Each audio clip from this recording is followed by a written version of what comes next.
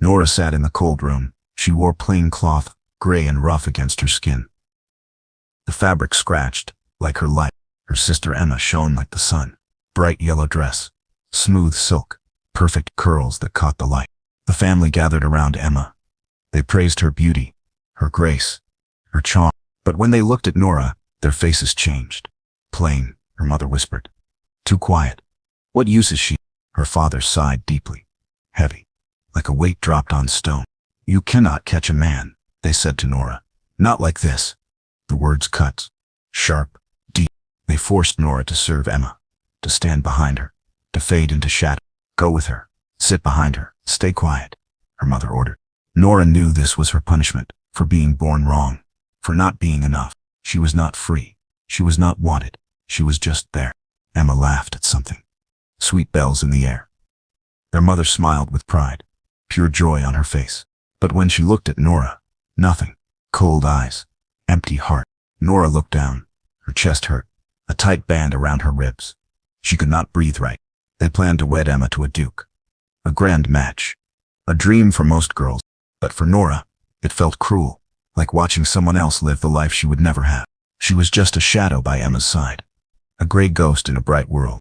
The mirror showed her truth each morning. Mousy brown hair, plain brown eyes, pale skin. Nothing special, nothing wanted. You must try harder, her mother said. But how? How could she change her face? Her voice? Her very soul? Nora told herself the same thing each day. Stay quiet. Do not hope. Do not dream. But deep down, one thought burned like a flame. Why can they not see me too? She had a heart. She had feelings. She had dreams locked away in a small box inside her chest. But no one cared to look. No one cared to ask. She was the spare daughter, the extra one, the mistake. Soon Emma would marry. Soon Nora would be left behind. Alone. Forgotten. The thought made her stomach twist, her hands shake. Was this all her life would be? Serving others, hiding in corners, never being seen. She closed her eyes and made one small wish. Please, she whispered to no one. Let someone see me. Just once. Section 2. Male character intro. Target 600 words. Far away, the Duke paced his halls. His name was Tyler, Duke of Ashford. A title heavy with history. He looked strong from the outside. Tall frame, broad shoulders, dark hair that fell across his brow. But inside, his heart was soft, tender, easily hurt. He did not care for gold or pride. These things felt empty to him. Cold. People called him stern. They said he stayed alone too much, that he did not smile enough. But Tyler saw things with sharp eyes, clear sight that cut through lies. He saw truth in small acts, in quiet kindness, in gentle words. The marriage contract sat on his desk, heavy paper. Official seals. Emma's name was written in neat script. He agreed to meet her, to do his duty, but his heart felt nothing for this arrangement. He had no love for games, for pretense, for the dance of courtship. That meant nothing. Secret pain rested in his chest, deep, old, like a wound that never healed right. He lost his family young. Mother has a fever, father to grief, sister to the same sickness that took them all. He learned early, people leave, hearts break, trust die. The servants whispered about his coldness, his distance.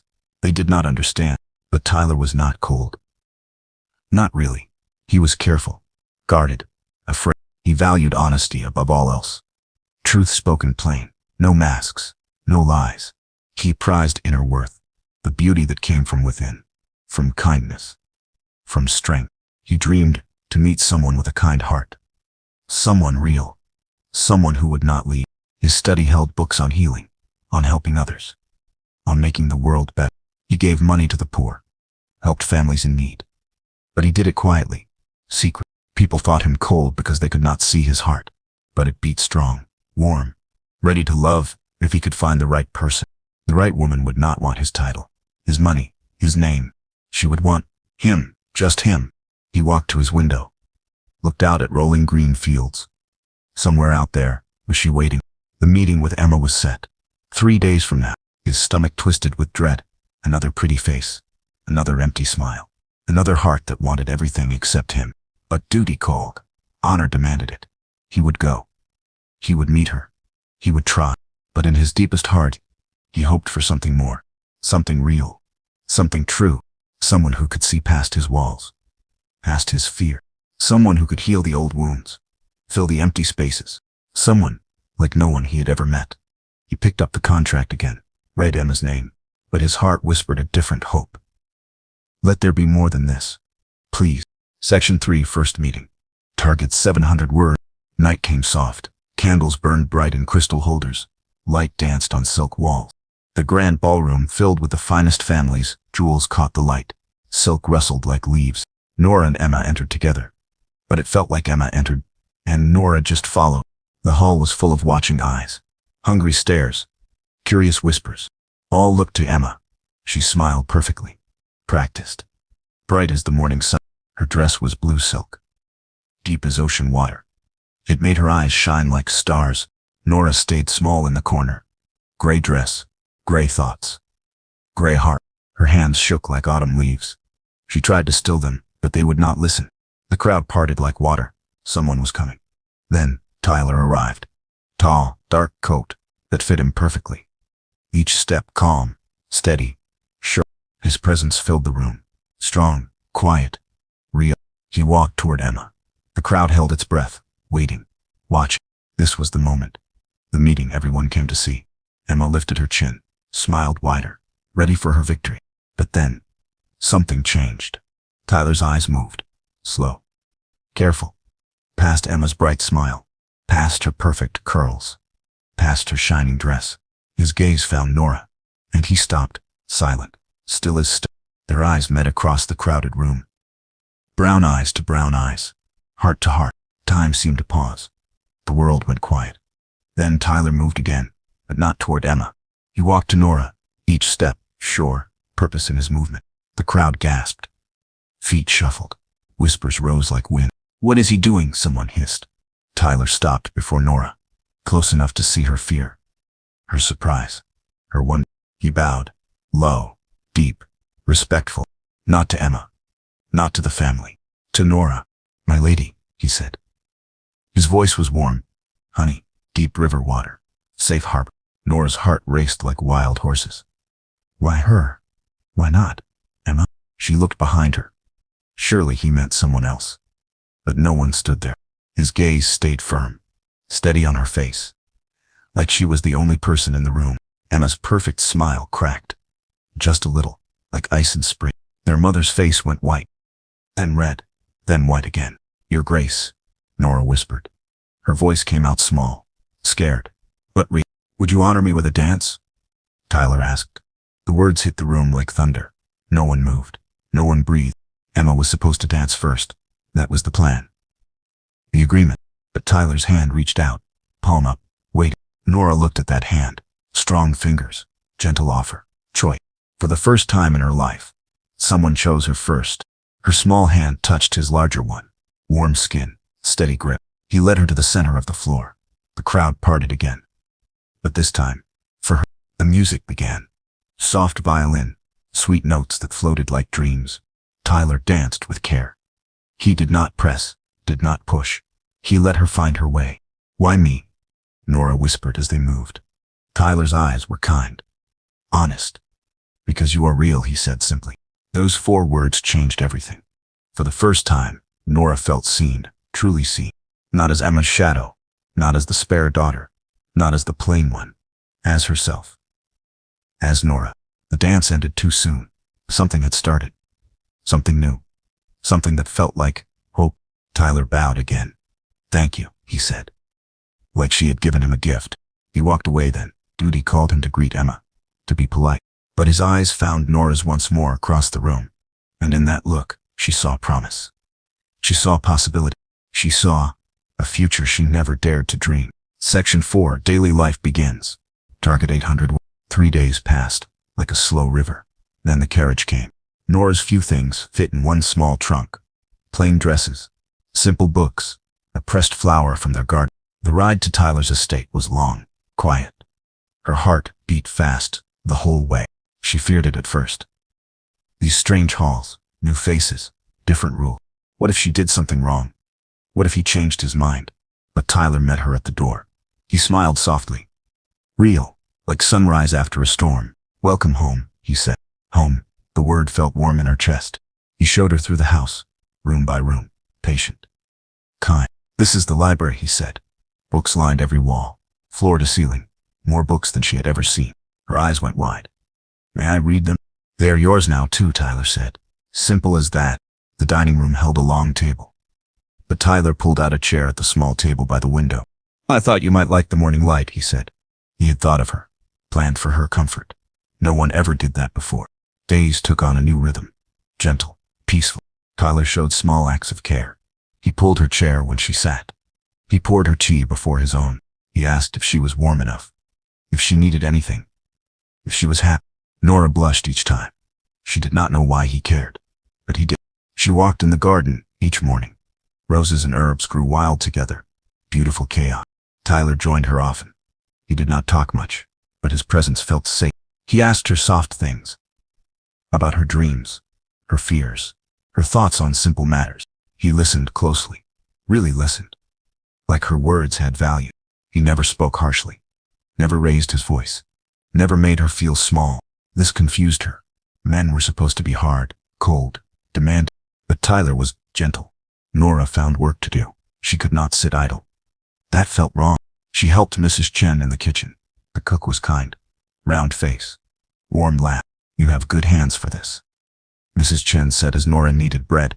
Nora learned to use herbs, to heal small cuts, to make tea for headaches.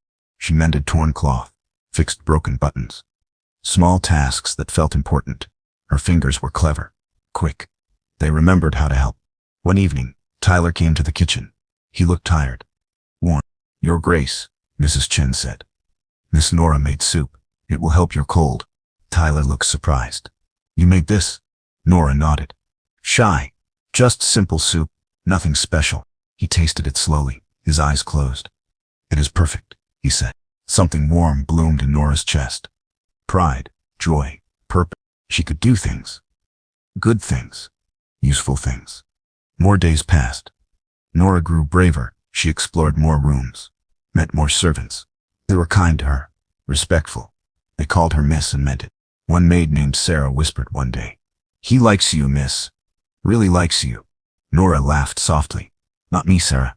I am nothing special." But Sarah shook her head. "You see how he looks at you? Like you are sunshine itself." Nora's heart began to warm, like ice melting in spring.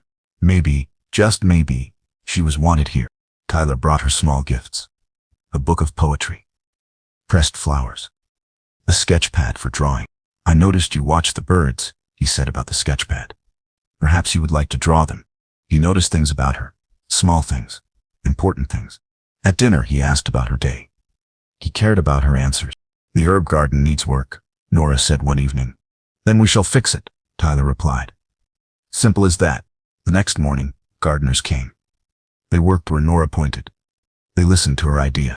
She felt important, valued, heard. Her old life felt like a bad dream now. Cold rooms, cruel words, empty days. This was different. This was good. But late at night, fear crept in. What if it ended? What if he got tired of her? What if Emma came back? Beautiful Emma with her perfect smile. Nora pushed the thoughts away. But they lingered like shadows. She was happy now.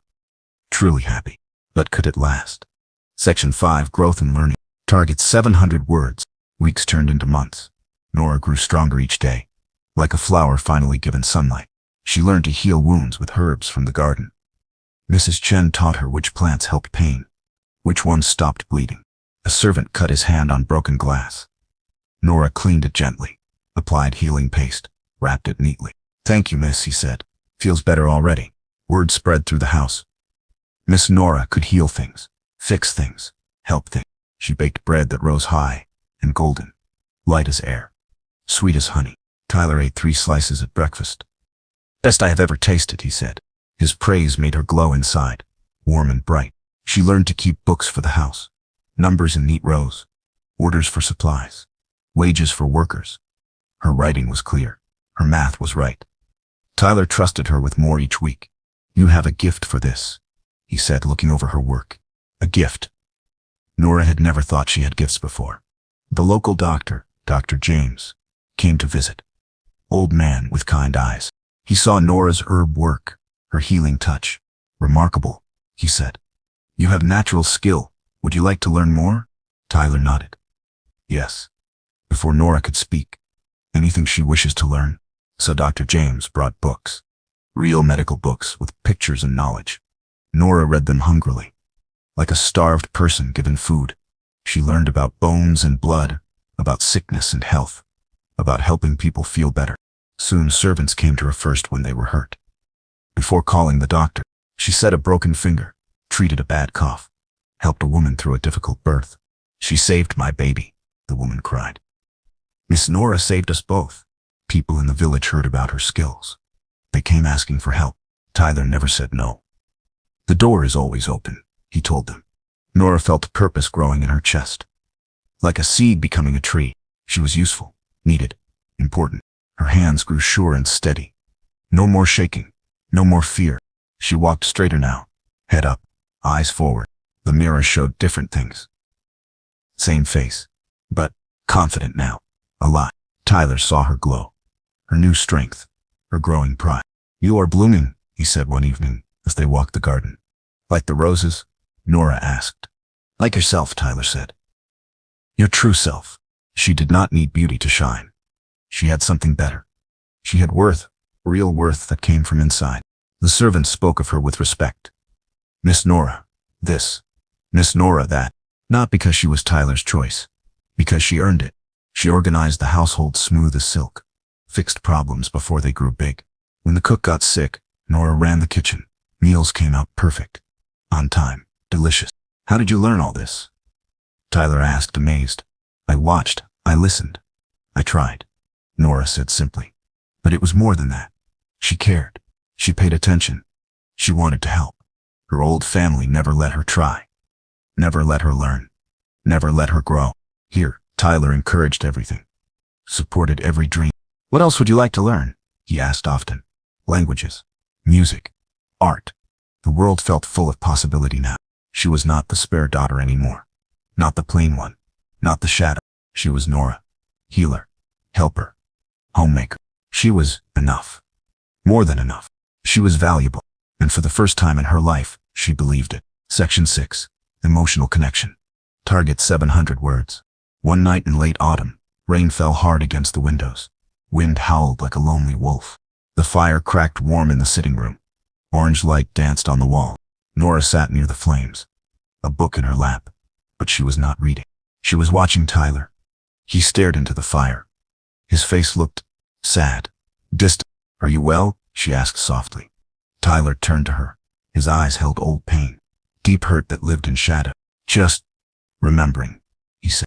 Bad memories? He nodded slowly. This was the night, 5 years ago. When they all left, Nora's heart squeezed tight.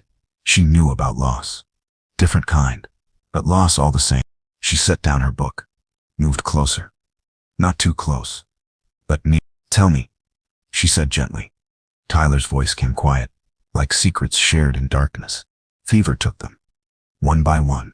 Mother first, then father, then my sister Anna. His hands clenched tight. I could not save them. I tried, but you were alone, Nora whispered. So alone, Tyler said. Empty house. Silent halls. No laughter. No love. Nora understood empty. She understood silence. I was alone too, she said softly. Different way. But alone. Tyler looked at her then. Really looked. Your family? They saw me as a burden. Mistake. Extra mouth to feed. The words came easier now, like old wounds finally healing. How could they not see? Tyler asked. Wonder in his voice. See what? Your kindness. Your strength. Your beautiful heart. Nora's breath caught. Beautiful heart. Her heart? They saw only what I was not, Nora said. Not pretty like Emma. Not charming. Not wanted. Their loss, Tyler said fiercely. Their terrible loss. They sat quiet then. Rain against glass. The fire crackled warmly. I feared trusting again, Tyler said after a while. People leave. Hearts break. Why risk it? But you chose me, Nora said. Why? Tyler smiled softly. Real. Because you do not want my title, my money, my name. What do I want? Nora asked, curious. Me, just me. The words hung in the air like music. Nora's hand moved slowly. Careful. Until her fingers brushed his. Tyler went very still, like a deer hearing sounds. Is this all right? Nora whispered. Tyler's hand turned. Palm up. Their fingers laced together. More than all right, he said quietly. His hand was warm, strong, safe. They sat like that as the storm raged outside. Connected, close. I was so scared, Nora confessed. That first day, I thought, this cannot be real. It is real, Tyler said. More real than anything I have known. What if Emma had come alone? What if you had never seen me? Tyler squeezed her hand gently. But I did see you, and you saw me. Past your walls. Past everything. To the man inside. Nora's heart felt so full, it might burst. Like a balloon filled too much with air. I love, she started, then stopped, too scared to finish. What? Tyler asked softly. I love how safe you make me feel. Tyler's eyes went bright, soft. I love how you make me feel alive again. The words were not quite I love you, but close. So close. A bond grew between them that was more than need, more than an arrangement. It was real, deep, true, something that could last. Something strong, something like love. The fire burned lower, the rain slowed, but they did not move. This moment was perfect, precious, worth holding forever. Two lonely hearts finding each other at last. Two wounded souls beginning to heal. Together. Section 7. Conflict and Secrets. Target, 800 words. Spring arrived with cruel timing. Just as Nora felt truly happy, the past came knocking. Loud banging on the front door. Angry voices in the hall. Nora's family had come. She heard her mother's sharp voice. Her father's heavy steps. Emma's lighter footfall. They pushed past the butler. Invaded like an army.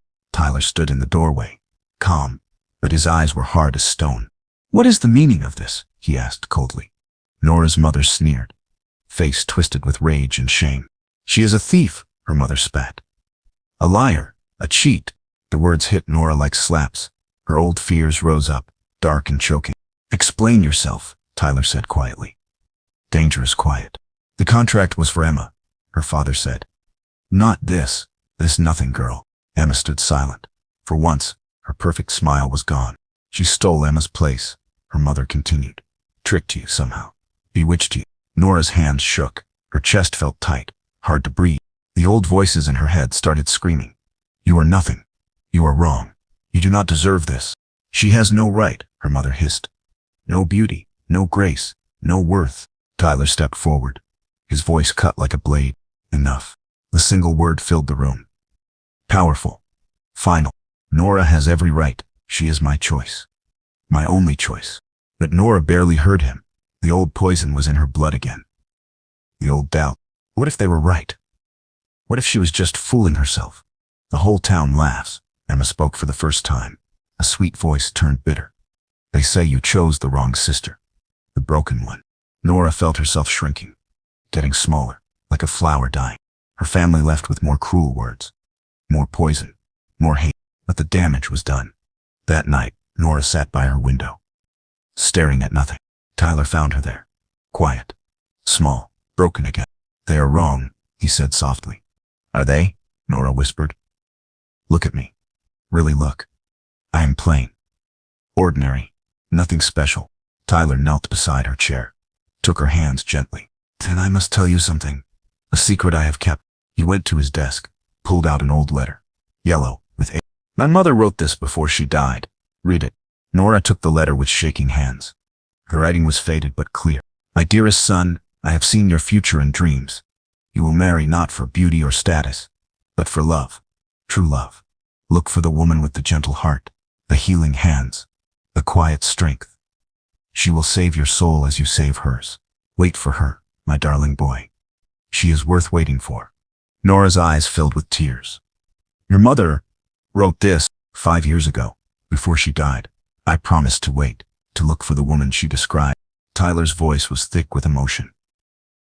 Do you not see, Nora? You are her.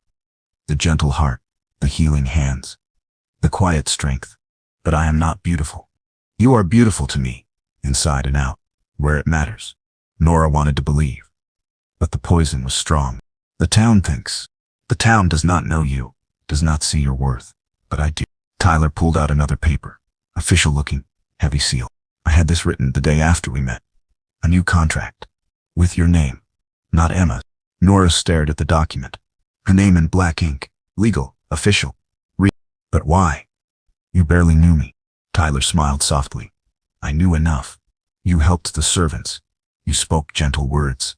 You had kind eyes. That was enough. What if I disappoint you? Impossible. But fear lived deep in Nora's heart now, like a weed with long roots. The gossip in town grew louder, crueler. People whispered when she passed. Poor Duke, stuck with the plain sister. What was he thinking? She must have trapped him somehow. Each word was a cut, a doubt, a fear. Nora began to believe them again. Started seeing herself through their eyes. Plain, wrong, unworthy. She pulled away from Tyler. Bit by bit, day by day. She still did her work, but the joy was gone. The light was dim. Tyler saw the change. It broke his heart. But how do you fight old wounds? Old poison? Old lies? How do you prove love when someone cannot love themselves? The conflict was not just outside now. It lived inside Nora's heart. And that was the hardest battle of all. Section 8. Standing strong. Target 700 words. 1 month passed in gray silence. Nora grew smaller each day, like a candle burning out. Tyler watched her fade. His heart broke piece by piece. Then came the town festival. Everyone would be there, including Nora's family. We do not have to go, Tyler said gently. But something stirred in Nora, deep down, small but growing. No, she said quietly. I want to go. Tyler looked surprised. Are you certain? Nora stood straighter, just a little. Yes. The festival was bright with ribbons and music. People laughed and danced. But when Nora arrived, whispers started. Fingers pointed. Her family stood near the center. Emma in blue silk, perfect as always. They saw Nora coming. Smiled cold smiles. Look, her mother said loudly. The thief arrives. People turned. Stared. Judged. Nora's steps slowed. The old fear rose up. But then, she remembered. Mrs. Chen's smile when Nora healed her burned hand. Dr. James saying she had remarkable skill. The woman whose baby she saved. Tyler's gentle words every day. You are beautiful to me. The servants who called her miss, with real respect. All the lives she had touched. All the good she had done. All the love she had given and received. Nora stopped walking. Right in the center of the crowd, her voice came small at first, then stronger. I am not a thief. Her mother laughed harshly. Look at you. Plain little mouse. Speaking up at last. I am not plain, Nora said louder. I am skilled. Gasps from the crowd. No one expected this. I heal people. I help them. I make their lives better. She looked around the crowd. Found faces she knew. Mrs. Rose. I helped birth your son when he came early. Mrs. Rose nodded quickly. You saved us both, miss. Tom Miller. I set your broken arm when Dr. James was away. Tom held up his arm. Strong and straight. Works perfectly now, Miss Nora. More voices joined in. People she had helped, healed, saved. She cured my daughter's fever, fixed my wife's breathing problem, delivered my grandson safe. Nora's voice grew stronger with each testimony. I run a household of 20 people. I keep the books, I plan the meals. I solve problems. She turned to her family. No more fear in her eyes. I am not beautiful like Emma, but I have other gifts. Real gifts. Emma's perfect smile cracked. Gifts? You call that gifts? Yes, Tyler's voice rang out strong. He moved to stand beside Nora. The crowd went silent. The Duke was speaking. She has the gift of healing, of kindness, of strength. Tyler took Nora's hand. Public, proud. She turned my empty house into a home. She brought life back to my heart. He looked at Nora's family with cold eyes. You threw away a treasure, because you could not see past the surface. Nora felt power flowing through her. Real power. True strength. I am not perfect, she said to the crowd. But I am worthy. She looked at her mother. You taught me I was nothing. You were wrong. Her father shifted uncomfortably. Nora, you should not. I should not what? Speak truth? Stand tall? Know my worth? The crowd was with her now, nodding, agreeing. I am Nora. I am a healer. I am Tyler's chosen wife. I am enough. Emma stepped forward. For once she looked small. I am sorry, Emma whispered. The words shocked everyone, including Emma herself. I was jealous when he chose you. I did not understand, but I see now. Emma's eyes were wet with tears. You are better than me. in ways that mattered. Their mother's face went red, then white. She had no words left. The crowd began to clap. Slow at first, then louder, stronger. They were clapping for Nora. For truth. For courage. Tyler squeezed her hand. I am so proud of you. Nora smiled. Really smiled. For the first time in months. She was different now. Stronger now. Ready now. The old Nora was gone. The scared small girl. This was the real Nora. The one who had always been there, waiting to be set free. Section 9. Victory and resolution. Target 700 words. The family left that same day, quiet. Ashamed. Defeated. But Emma lingered behind.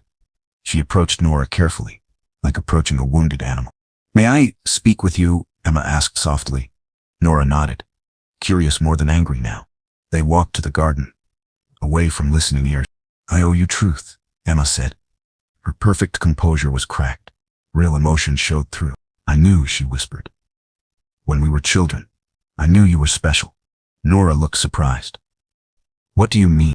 You found the lost puppy when no one else could. You always knew when I was sad, even when I hid it. You had gift. Emma's voice broke a little. But mother and father, they only saw surfaces. They taught me to see them too. Why are you telling me this? Because I have been empty inside. Pretty but hollow, like a beautiful shell with nothing inside. Emma touched a rosebush gently. You have substance, worth real beauty that comes from within. She turned to Nora, eyes wet with unshed tears. Tyler saw it immediately. What took me years to understand. Emma, I want to be better. Like you, I want to mean something. The sisters looked at each other. Really looked. Maybe for the first time. You can be, Nora said softly. It is never too late to choose kindness. Emma smiled. Then, small but real. Will you teach me? Nora's heart warmed. If you truly want to learn. They parted that day as friends. Not close yet, but hopeful. The town changed too. People who had whispered cruel things now spoke different words. Have you met Lady Nora? She saved my grandmother's life. Such a kind heart. So skilled with healing. The Duke chose well. Very well indeed. Nora walked with her head high now. Not from pride, but from quiet confidence. She knew her worth. Finally, truly, Tyler saw the change. Joy returned to his eyes. You are magnificent, he told her one evening as they walked the gardens. I am me, Nora replied. Just me. But that is enough. More than enough. You are everything I never dared to hope for. The household ran smoother than ever. Nora's gentle leadership brought out the best in everyone. Servants who had been sullen grew cheerful. Workers who had been careless became precise. She makes us all want to be better, Mrs. Chen said to Tyler. The local doctor asked Nora to be his partner. Your skills surpass mine in many ways, he said. Nora accepted. Her first real profession. Her own work. Her own achievement. Word spread to neighboring towns. People traveled hours to see the healing Duchess. But Nora never let praise go to her head. She remembered being small, being overlooked. She made sure others never felt that way. The young maids were taught to read. The stable boys learned number. Everyone has worth, Nora said. Everyone deserves a chance to grow. Tyler watched all this with deep love, deep pride. His empty house was full now. Full of laughter, full of purpose, full of life. Do you regret it? Nora asked one day. Choosing the plain sister? Tyler cupped her face gently. I did not choose the plain sister.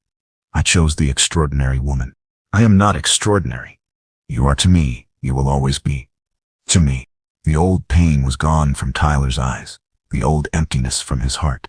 Nora had healed more than cuts and fevers.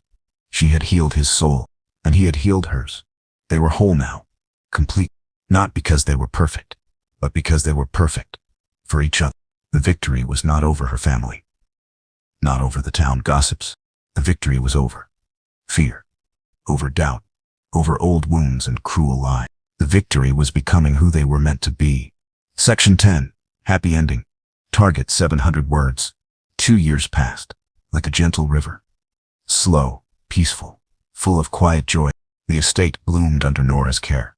Gardens grew wild and beautiful. The house sang with laughter. Nora and Tyler walked the grounds each evening, hand in hand. Hearts joined as one. She wore simple dresses still, but now, by choice, not shame. Her face glowed with health and happiness. Her eyes sparkled with purpose and love. The new school opens next week, Nora said. as they paused by the rose garden. She had started a school for local children. All children, rich and poor together. Mrs. Johnson will teach letters. Dr. James will teach healing. I will teach everything else. Tyler smiled warmly. It will change their lives. Like you changed mine. We changed each other, Nora corrected softly. The healing clinic thrived. People came from 3 counties to see Lady Nora. But she never charged the poor, never turned away the desperate. Healing is a gift, she said. Gifts should be shared. Young women came to learn from her.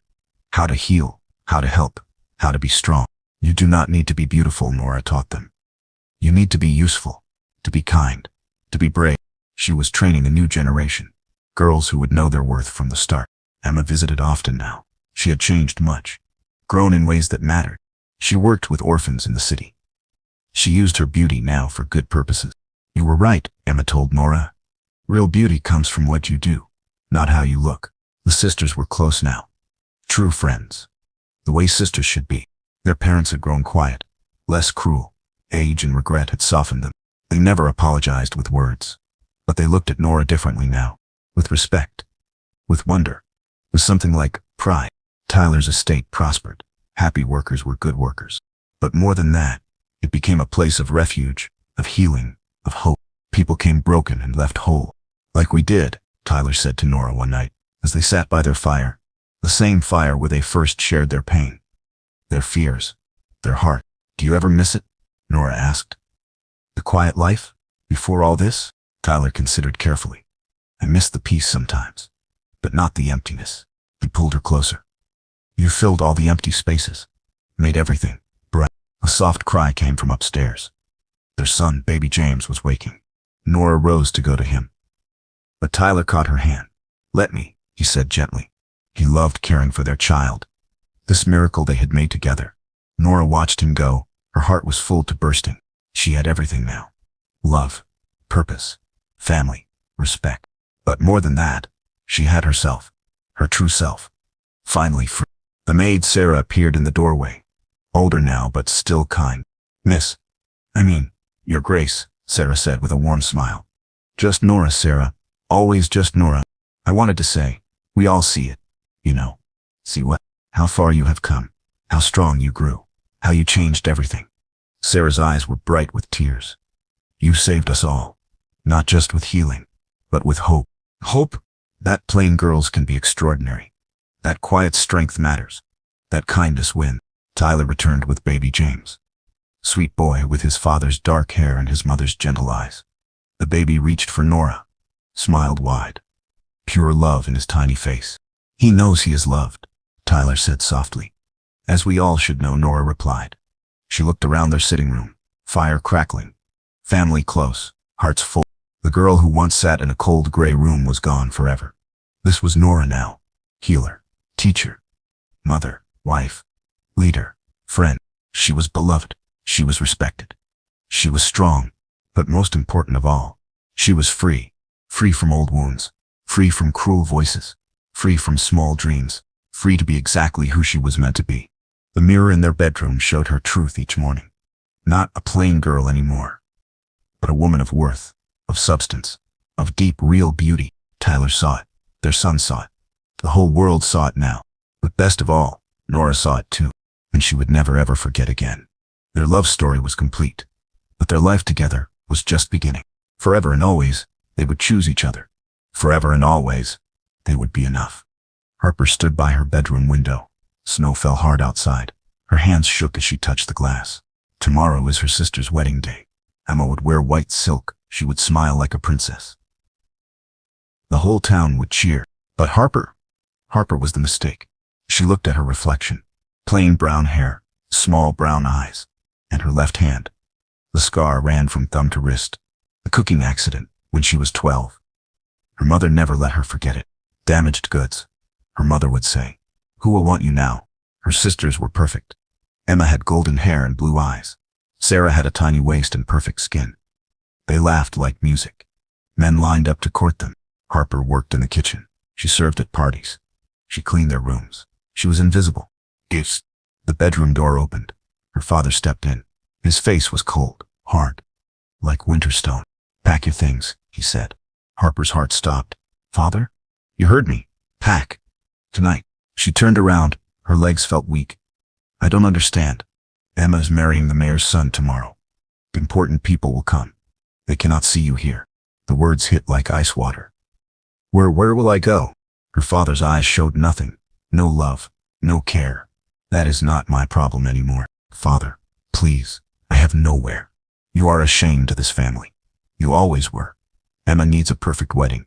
You will ruin it just by being here. Harper felt tears start. I could hide. I could stay in my room. No one would see me. No. His voice cut like a blade. You leave tonight. Do not come back. Ever. He walked to the door. Stopped. Looked back. We should have sent you away years ago. You were our mistake. Now we fix it. The door slammed shut. Harper fell to her knees. The room spun around her. Her chest felt crushed. She could not breathe. Her own family. Her own blood. They wanted her gone. She was nothing to them. She had always been nothing. Hours later, she stood at the front door, one small bag in her good hand. Her coat is too thin for the storm outside. Her mother watched from the stairs. No goodbye. No tears. Just a cold stare. Remember, her mother said, you chose this. You could have been different.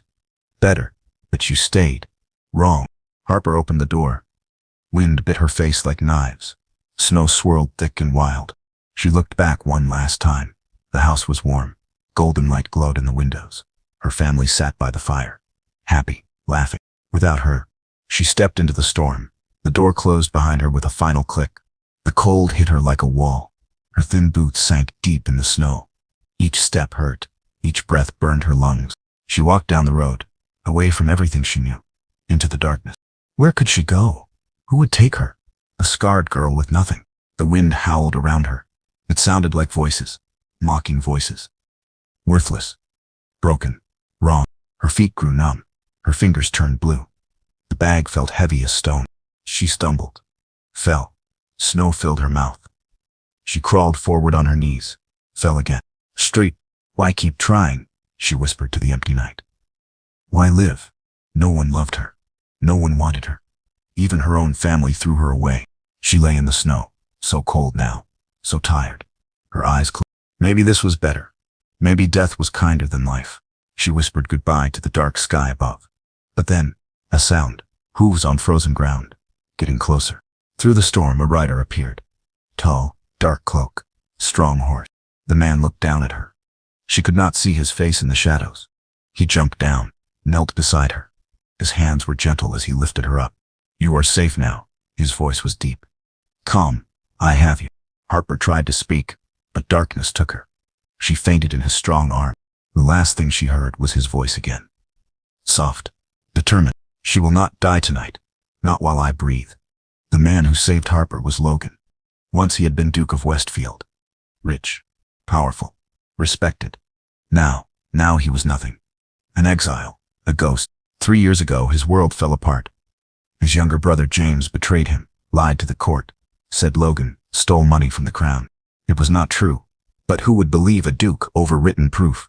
James had forged papers, bought witnesses, planned everything. The real truth. James wanted Logan's title, his land, his power. The night Logan discovered the lies, he confronted James. They fought. Swords were drawn. Logan's best friend, Thomas, tried to stop them. He stepped between the brothers. James's sword found Thomas's heart. Logan held his dying friend in his arms. Thomas whispered, "Forgive him, Logan. Hatred will kill you too." But the court saw only this. Logan fighting his brother, the dead man on the floor. Blood on Logan's sword.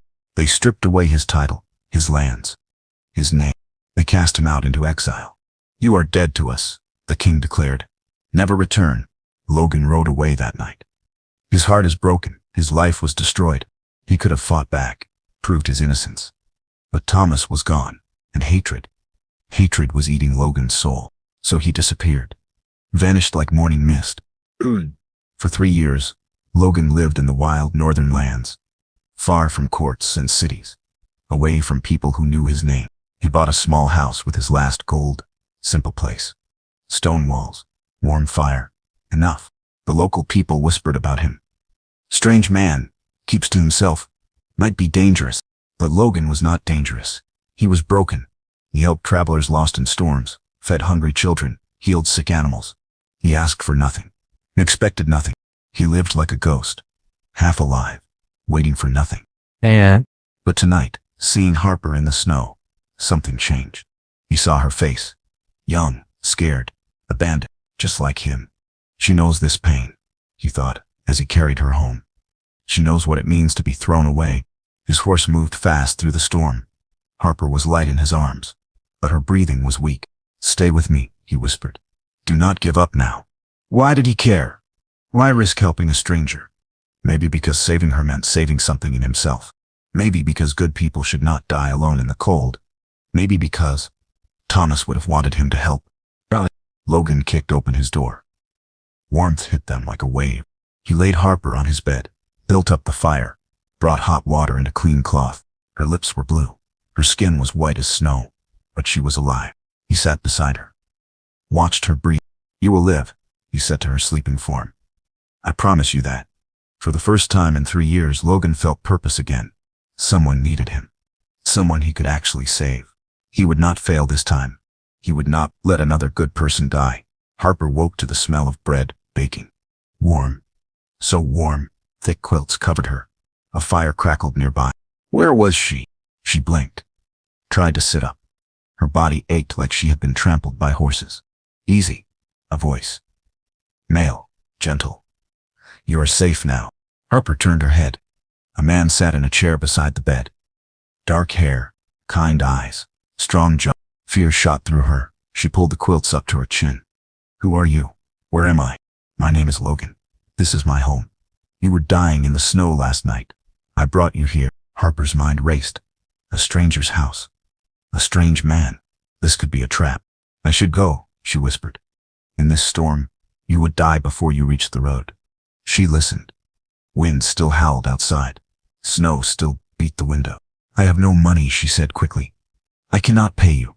Logan smiled. Small. Sad. "I ask for nothing." This confused her. Men always wanted something. Payment, service, favors. But his eyes were different. No hunger, no demand, just kindness. "Dad, are you hungry?" Logan asked. Harper's stomach answered with a loud growl. She had not eaten since yesterday morning. Logan chuckled. "I will take that as a yes." He stood up, tall, strong. But he moved gently, like he was afraid to scare her. "Rest. I will bring food." He left the room. Harper heard him moving around the kitchen, humming softly. She looked around. Simple room. Clean. A few books on a shelf, clothes hanging on pegs. No fancy things. No gold or silk. Just home. When was the last time she felt safe? Really safe? Never. Not even in her family's house. To see, Logan returned with a tray, warm bread, hot soup, sweet tea. "Eat slowly," he said. "Your stomach needs time." Harper took a careful sip of soup. It was good. Really good. "Did you make this?" "I did." "You cook?" Logan sat back down. "I do many things now. Cook, clean, mend. You learn when you live alone." "Why do you live alone?" His face changed. Shadows crossed his eyes. "That is a long story." Harper ate in silence. The food warmed her from inside, made her feel human again. "What is your name?" Logan asked. "Harper." "Harper. That is a nice name." No one had ever said that before. Her family always made it sound like a curse. "Why did you help me?" Harper asked. Logan was quiet for a long moment. "Because," he said finally, "I know what it feels like to be thrown away." "So no." Something in his voice made Harper look up. Really look. His clothes were simple but well made. His hands were clean but scarred. His voice was educated but sad. "You are not what you seem," she said. "None of us are." Harper finished her soup, set down the spoon. "My family cast me out," she said quietly. "Said I was their mistake, their shame. Then they were fools." The words were firm. Sure. Like he meant them. Harper felt tears start. "You do not even know me." "I know enough. You survived a night that should have killed you. You are stronger than you think." Harper wiped her eyes. "I do not feel strong. Strength is not a feeling. It is a choice. You chose to keep walking. You chose to live." Logan stood up. "Rest now. Tomorrow we will see what comes next." He took the tray, headed for the door. "Logan?" He turned back. "Thank you." He nodded. Sleep well, Harper. The door closed softly.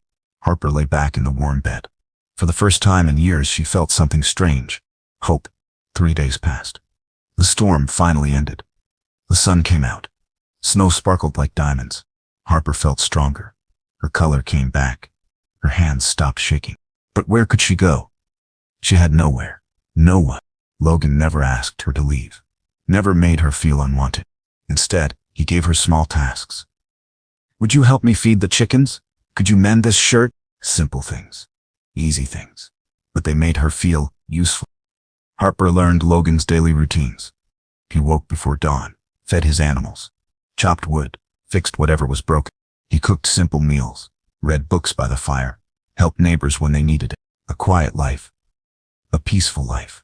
But sometimes, Harper caught him staring out the window, looking sad, like he was remembering something painful. Who were you before? She wanted to ask, but she did not. Everyone had secrets. Even her kid.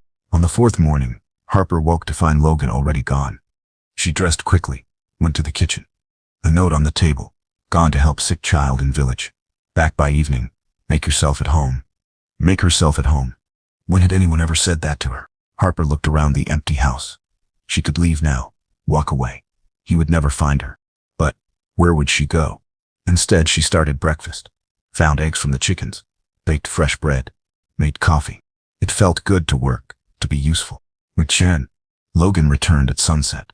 Tired. Worried. How is the child? Harper asked. Better. The fever broke. Logan stopped. Sniffed the air. Something smells wonderful. I made stew and bread. I hope that is all right. Logan smiled. Really smiled. The first real smile she had seen from him. More than all right, thank you. They ate together by the fire. Logan told her about the village, the people, their troubles and joys. You care about them, Harper said. They are good people. They accepted me when no one else would. What do you mean? Logan was quiet for a moment. He came here with nothing. No name. No past. They could have turned me away. But they did not. Harper understood. Like you did not turn me away. Like I did not turn you away. They looked at each other across the table. Understanding passed between them. Both outcasts. Both alone. Both are trying to build something new. With Jill, days turned into weeks. Harper learned to milk the cow, tend the garden, preserve food for winter. Logan taught her patiently. Never rushed her, never criticized when she made mistakes. Try again, he would say gently. You will get it. And she did. Slowly. Surely, she got better at everything. Her hands grew strong from work. Her back grew straight from purpose. She laughed sometimes. Real laughter. It surprised them both. One evening, Logan found Harper in the garden. She was talking to the vegetables as she weeded. Grow strong, little carrots. Winter is coming. We need you healthy. Logan chuckled. Do they listen? Harper blushed. It sounds silly, but I think they do. Plants like kind words, like people do. You are right. Kind words make everything grow better. Harper stood up, brushed dirt off her hands. My mother never understood that. Tell me about your family. So Harper did.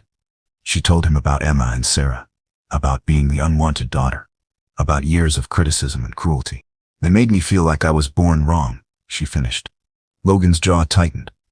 You were not born wrong. They were wrong. Wrong to treat you that way. How can you be so sure? Because I see who you really are. Kind, gentle, strong, hard-working. Any family would be lucky to have you. Harper felt tears start. But they were different tears. Healing tears. I have never felt lucky, she whispered. Then feel it now. You survived them. You survived the storm. You are here. You are alive. You are becoming who you were meant to be. Thank Dan. That night, Harper looked at herself in Logan's small mirror. Her face had changed. Still plain, maybe, but different. Her eyes were brighter. Her skin was healthier. Her smile was real. She was becoming someone new, someone she actually liked. Summer came to the northern lands.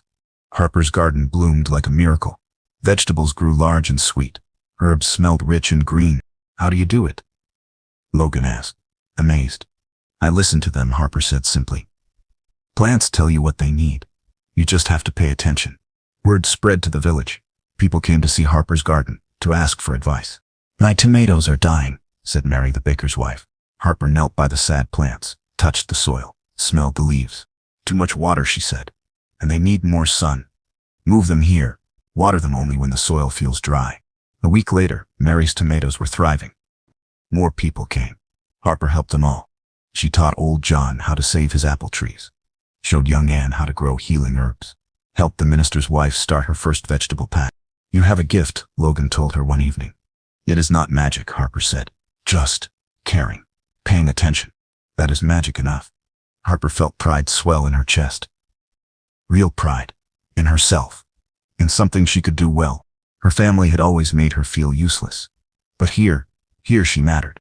Thursday. One day, a child fell sick in the village. High fever. Terrible cough. The doctor was away. The child was getting worse. Please, the mother begged Logan. You're Harper. They say she knows healing plants. Harper's heart raced. I do not know much about healing people. But you know plants, Logan said gently. Trust yourself. Harper gathered herbs from her garden, made a tea for the fever, a poultice for the child's chest. She sat with the little boy all night, sang to him, held his mother's hand. By morning, the fever broke. The child smiled, asked for food. The mother wept with relief. You saved him. You saved my son. Dawn. Harper walked home in the dawn light. Her heart felt full, proud, amazing. She had helped.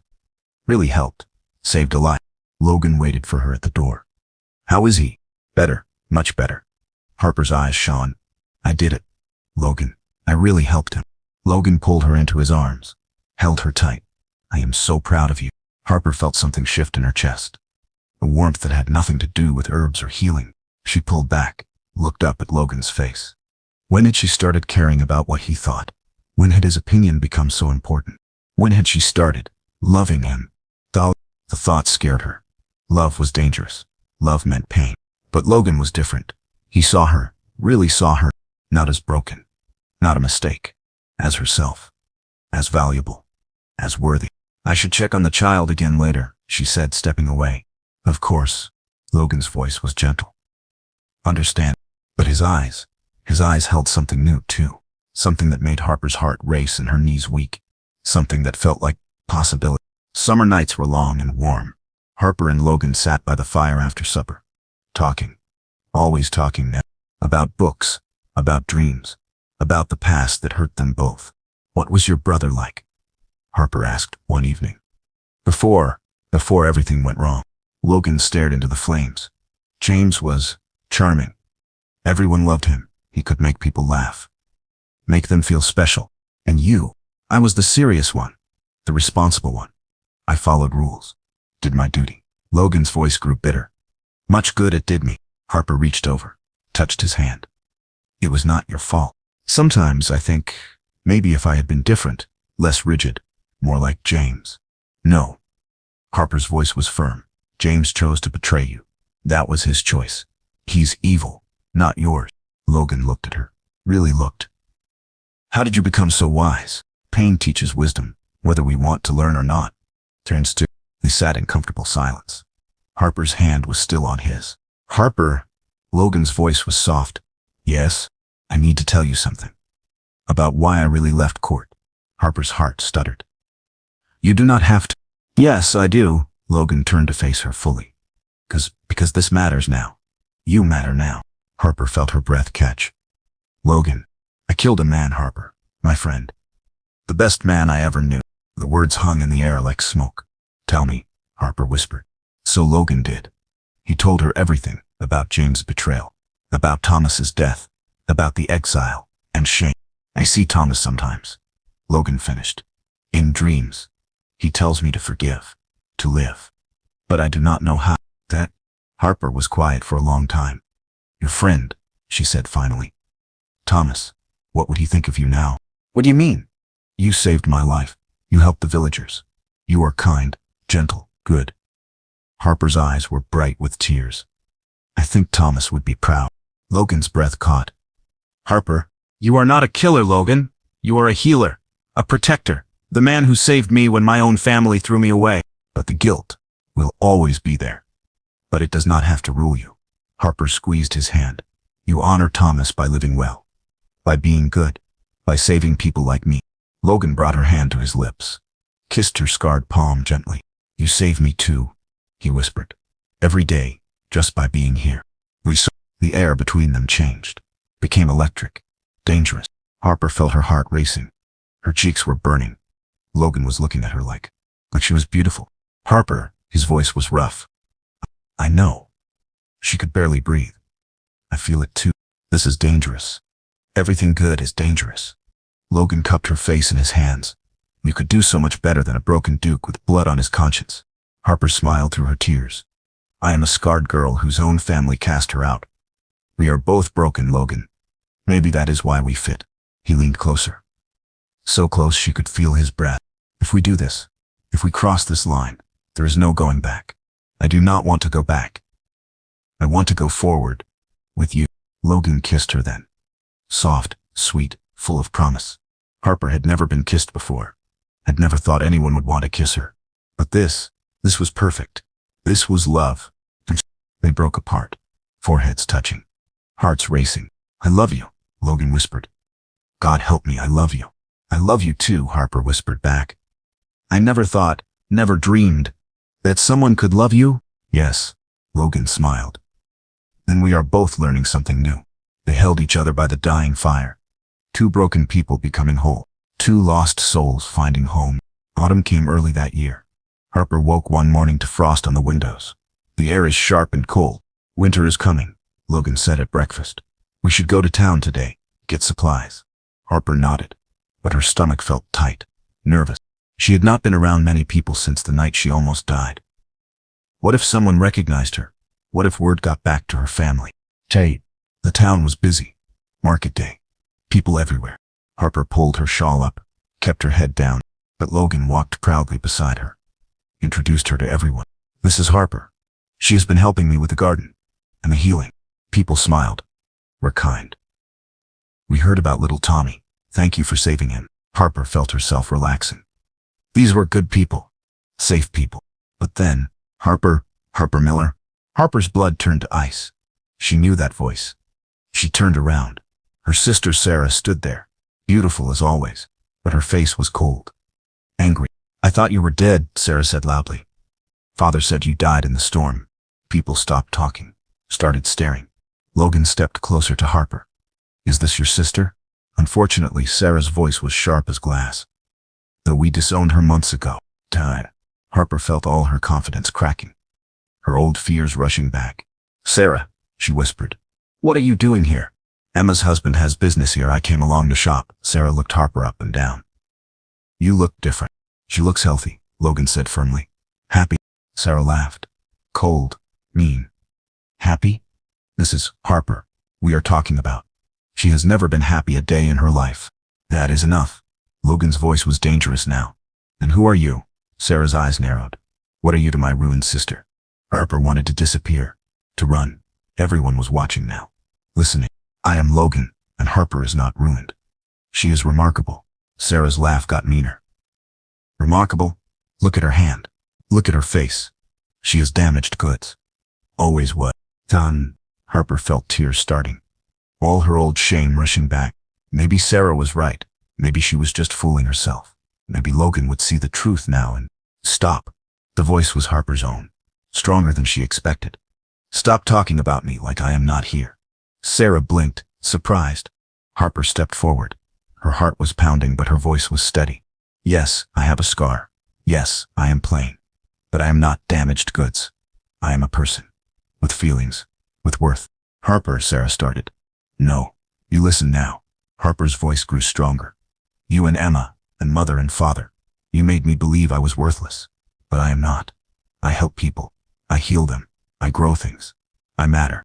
The crowd murmured approval. Several people nodded. These people know my worth, Harper continued.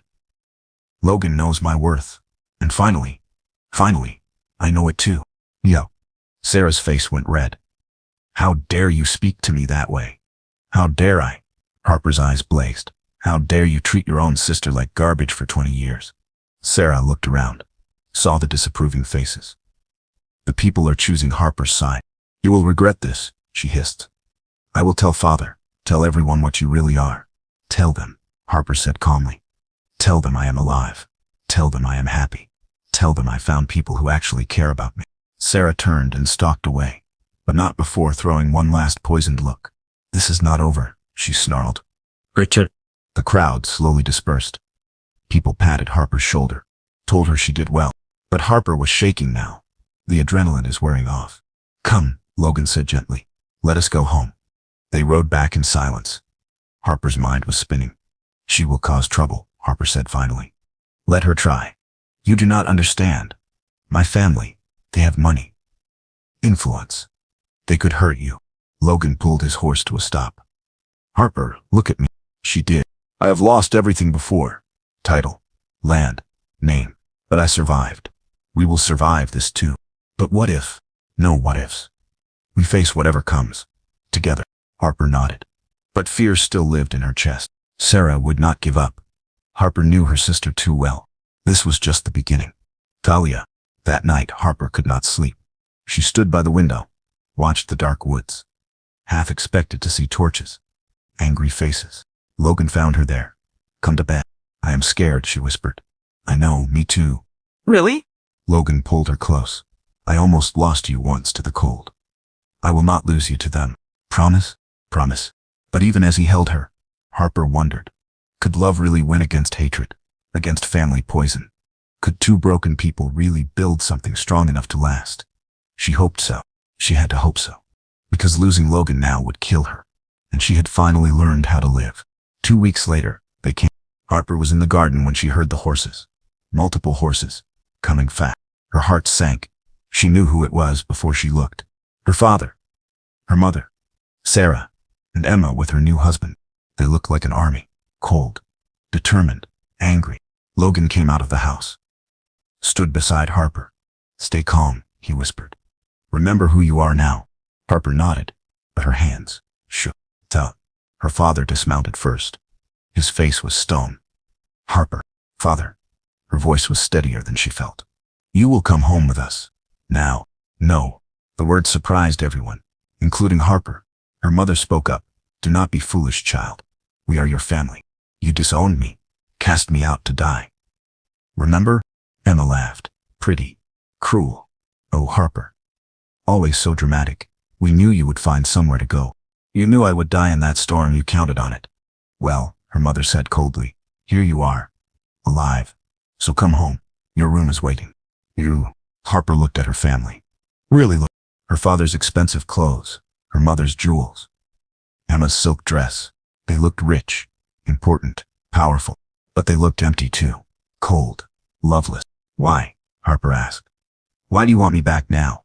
Her parents exchanged glances. "People are talking," her father said finally, "about how we treated you. It reflects poorly on us." Harper nodded. "So this is not about love. It is about reputation." "Love?" Her mother's voice was sharp. "Harper, you are our daughter. That is enough." "No," Harper said quietly. "It is not enough anymore. Logan stepped forward. "I am Logan. Harper has told me about you." "And what exactly is your relationship to our daughter?" Harper's father demanded. "I love her, and she loves me." Emma burst out laughing. "Love Harper? Are you blind? Look at her." "I am looking at her," Logan said calmly. "I see a woman of courage, kindness, intelligence, beauty that comes from the soul." "Beauty?" Sarah snorted. "She is as plain as dirt. To you, maybe. To me, she is perfect." Harper felt tears start. Good tears. Healing tears. "You see," her mother said to Harper, "he is lying, using you. Men like him do not love girls like you." Something snapped inside Harper. All the years of poison. Of being told she was worthless. But believing it. No more. "You want to know about men like Logan?" Harper's voice rang out clear and strong. "He saved my life when my own family left me to die. He gave me a home when you threw me out. He taught me I had worth when you convinced me I was garbage." Her family stared. They had never heard Harper speak like this. "And you want to know about girls like me?" Harper continued. "I heal sick children. I grow food that feeds people. I help anyone who asks. I work hard. I love deeply. I choose kindness over cruelty." She stepped closer to her mother. "What do you do besides judge people? Besides spreading poison? Besides, does it make everyone around you feel small?" Her mother's face went white. "How dare you?" "I dare because I am not afraid of you anymore." Harper's voice was fierce now. "You have no power over me. None of you do. She turned to Logan. Tell them what the villagers say about me. Logan smiled, pride shining in his eyes. They call her the healing woman. Children run to her when they are hurt. Mothers ask for her help. She is beloved. And you? Harper asked. What do they call you? The man lucky enough to love Harper Miller. Harper felt her heart soar. Her father was getting angry now. Enough of this nonsense. Harper, you will come home. Now, or we will make things very difficult for your friend here. Try, Logan said quietly. I have faced worse than you. Have you? I have friends in court, influence. I can destroy you. Logan's smile was cold. I am already destroyed. I have nothing left to lose. Which makes me very dangerous. Caught up. Harper looked at her family one last time. Her father, red-faced with rage. Her mother, cold as winter stone. Sarah, beautiful and poisonous. Emma, pretty and empty. They had shaped her whole life with their cruelty. Their rejection. Their poison. But no more. I have something to tell you, Harper said calmly. Something I should have said years ago. They waited. I forgive you. Shocked silence. I forgive you for the years of criticism, for making me feel worthless, for casting me out, for trying to kill my spirit. Harper's voice was clear, strong, free, but I will never go back to being your victim. I am done with all of you, forever. Right? She turned to Logan. Take me home. With pleasure. They walked toward the house, hand in hand. Harper, her mother called. If you do this, if you choose him over family, you are dead to us, forever. Harper stopped, looked back one last time. Good, she said simply. Being dead to you means being alive to myself. They went inside, closed the door. Through the window they watched her family ride away. Angry, defeated, gone. It is over, Logan whispered. Yes, Harper said. Finally, it is over. She was free. Winter passed quietly. Harper and Logan lived in peace. Love grew deeper every day. The villagers came to them for help, for healing, for advice. Harper's confidence bloomed like spring flowers. She stood taller, spoke clearer, smiled easier. You are becoming who you were always meant to be. Logan told her one snowy evening. We both are, Harper replied. Spring came early. The village decided to have a festival. Will you come? Asked Mary, the baker's wife. Please? You and Logan have done so much for us. Harper hesitated. I am not good at parties. Nonsense, said old John. You are the guest of honor. We want to celebrate you. Harper looked at Logan. He nodded encouragingly. All right, she said. We will come. Late. The festival was beautiful. Music, dancing, food, laughter. Harper wore her best dress. Logan wore his finest shirt. People greeted them like heroes. Like family. Speech, someone called. Harper should give a speech. Oh no, Harper said quickly. I could not. Yes, you can, Logan whispered. Tell them what is in your heart. The crowd gathered. Wait, Harper stood up. Her hands shook only a little.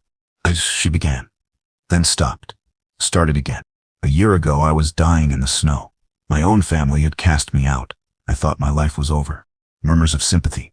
But this village, all of you, you saved me. Not just Logan, all of you. You welcomed me, trusted me, let me help. Her voice grew stronger. You taught me that family is not just blood.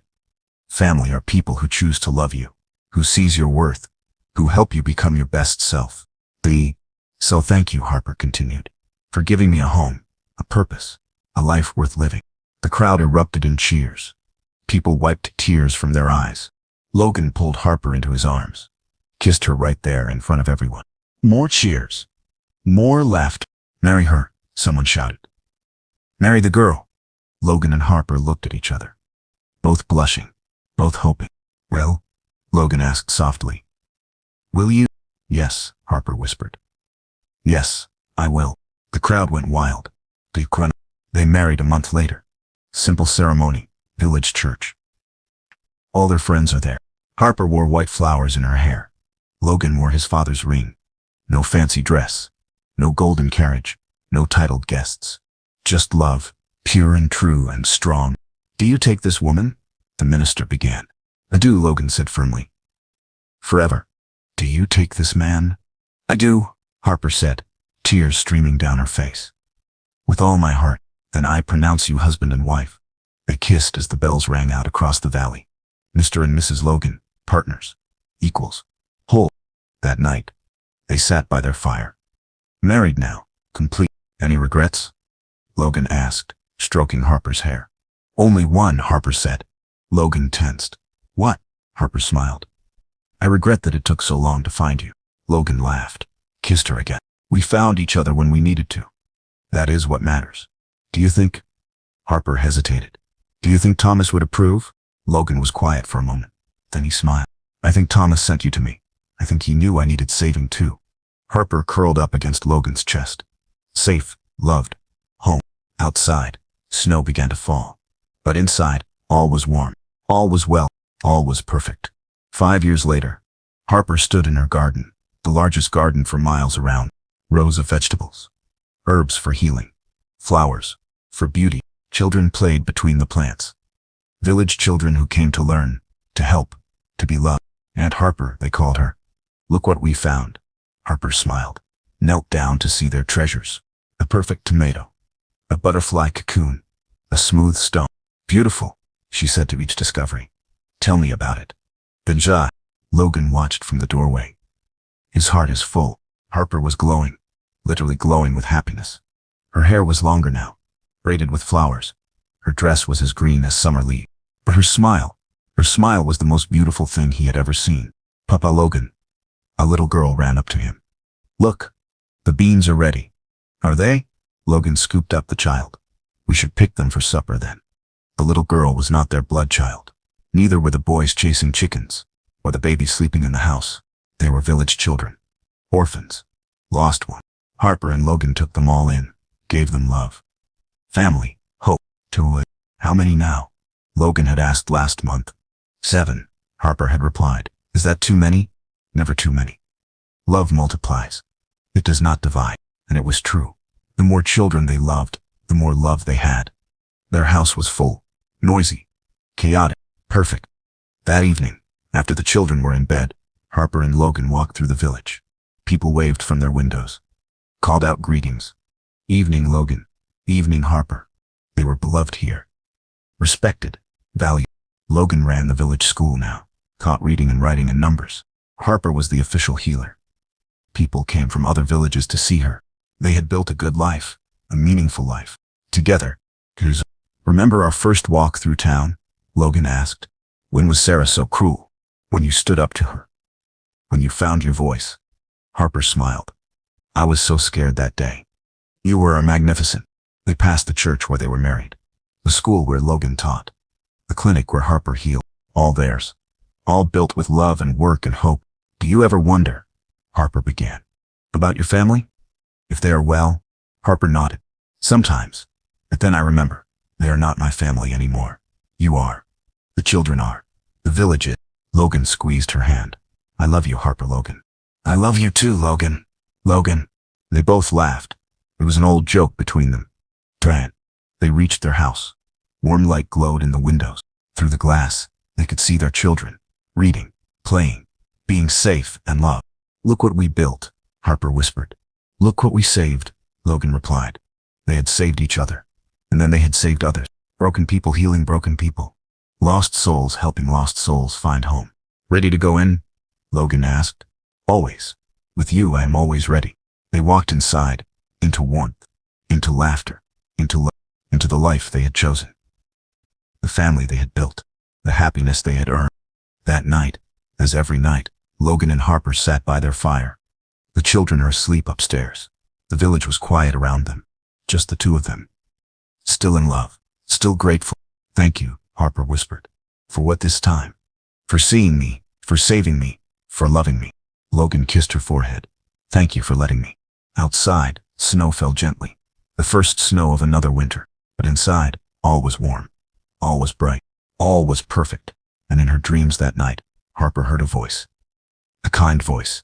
A grateful voice. Well done, it whispered. Well done, children.